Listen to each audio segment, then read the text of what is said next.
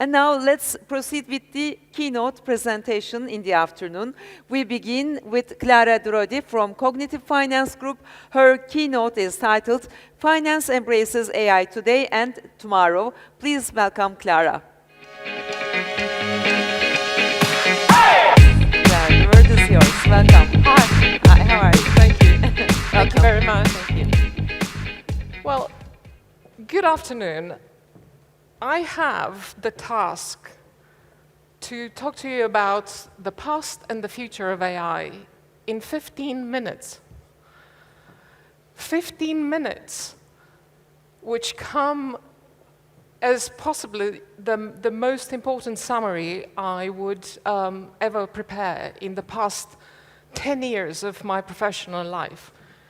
So indulge me for a couple of moments to tell you why I'm standing here in front of you.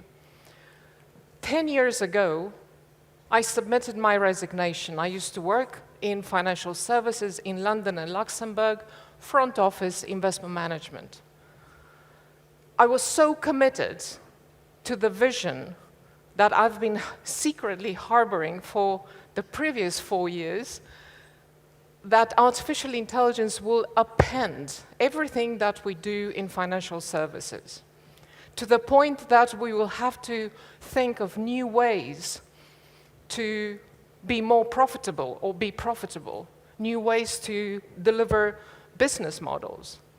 I was so committed to this vision that I resigned. I came home, I told my family, I don't have a job, but I'm going to learn Python. And they go like, what is the matter with you? And I did that. I went and spent time learning Python. I'm an economist, but I've always liked mathematics. So that kind of worked out well. That was 10 years ago. And for the past decade, I have been growing older alongside with artificial intelligence in financial services. I have seen this field growing from nothing but a wishful thinking into ChatGPT appending everything we do, how we write, how we communicate, how we engage with the world. It's exciting. I'm a nerd at heart, because otherwise I would still be working in my very well-paid job in asset management. But at the same time, I've come to see a field which has grown from being this space where everybody wanted to be dreaming about better financial services, more inclusion, everything. It was just like the positive wishful thinking. That was when Fintech was born in London. And again, I was lucky to be right at the heart of it. I live in London, and I was part of that growth. But at the same time, about 2016-17, despite my enthusiasm, I started spending a lot of time thinking about ethical AI. And I've started talking to regulators, board directors. We need to be doing the right thing, not just because it's innovation. So what does right thing mean? And why should we even worry about ethical AI? Well, because that's good business. Because, and mark my words, it will be a time when businesses will thrive if they're ethical with the data they use. We will compete not on technology or the latest AI models. We will compete on the trust that we gain and keep. Trust that our customers have given us. Because here's the thing, and I speak like someone who's been in financial services for a long time. Our main currency, irrespective whether we work in investment banking, asset management, fintech, you name it, doesn't matter. The only currency we have is the currency of trust. That's what we trade. And if we understand that, then we understand how we can build the next generation of successful technology and put the AI at the heart of it. So 2016 was an ethical AI conversation, which now has become, again, it's a wave. It defines this industry. And it has to define how we design our technology and the type of technology that we use, how we use the data. In London, for instance, we have a march against the time, by the looks of it, with the whole industry trying to march away and build this open finance, open banking ecosystem where the data is available to everyone interested to grab it. Well, I think that's a brilliant idea, and without data we can't have AI, but also we need to understand that there are principles in how we use this data, and technology can help us use the data ethically and preserve privacy. But that's conversation for some other time. So we have a lot of challenges in AI field in financial services. Not just regulations, which, as you know, they're coming and they will shape the way we do business in fintech, in financial services, and the way we deploy this technology. But we have technological challenges. The conversation started in about 2019, where AI researchers, good friends of mine, they were saying, oh, we have this big problem to solve. It's called context. Context in artificial intelligence enable machines to understand the context of the problem that they are addressing.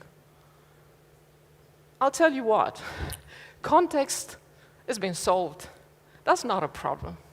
Now we have bigger problems in the AI field. We have the problems of memory, because when systems do not have memory, then they cannot operate functions like planning or reasoning. And I'm going to tell you exactly what I said to my friends back in 2019, complaining about the lack of context. I'm going to tell you, we're going to solve that problem too. And we'll solve any technology-related problems.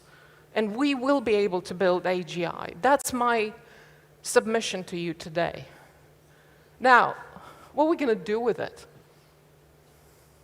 Because as you look at this field moving from a simple tool doing predictive analytics to a tool that is gaining understanding context, ability to have memory, ability to plan and reason, these systems are building their own autonomy. What are we going to do with that? How are we going to run that in financial services, where the regulator is telling us, you need to provide the same answer over and over again to your customers? We need to have transparency. We don't have it. Since generative AI, transparency, black box, has gone completely the fashion of the day. We don't have transparency of the systems. The problems we have with the systems are things like confidentiality of data. By the way, did you know that the US federal agencies have been asked to stop using Microsoft Copilot, which is the version of ChatGPT for the enterprise? Do you know why that happened? Because the system collects all the data, and you don't know what they do with it. So just imagine your board.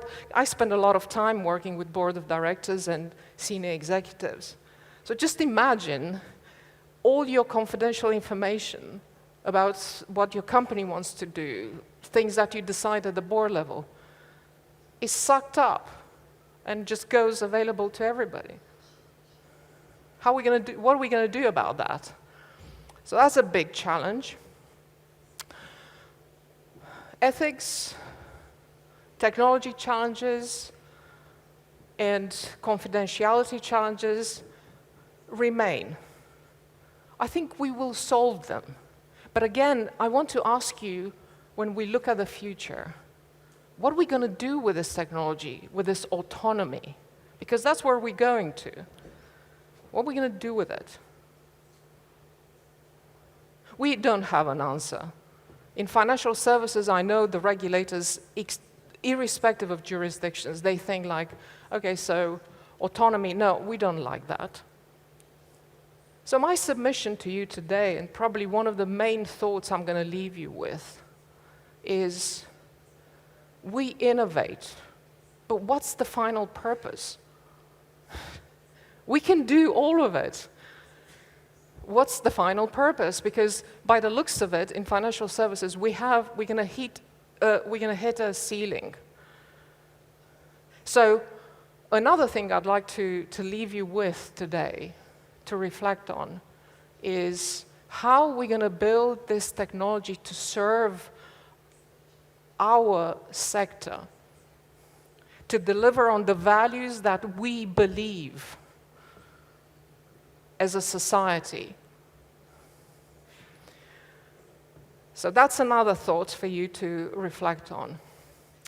And I think another thought I'd like to leave you with is to, and I know that that's going to sound a bit grand, and possibly you'll think, well, that's a bit too much, Clara, but I'm going to say it anyway. The work each single one of you here in this room, beyond this room, your colleagues, the work you all do is so important. It's possibly one of the most important jobs you do in the history of mankind. And do you know why? And you go like, yeah, but I'm only working for a fintech, we're just coding something, it's not a big deal.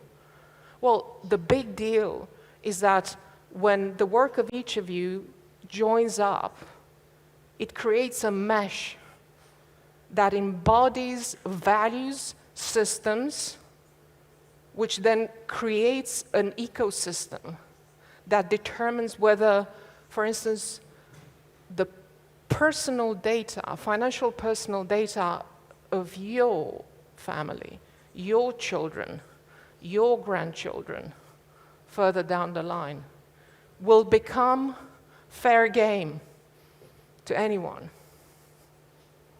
So here's the final thought, for which actually the second book of my edition, the manuscript I'm finishing up now, it was dedicated to this profession, to all of you.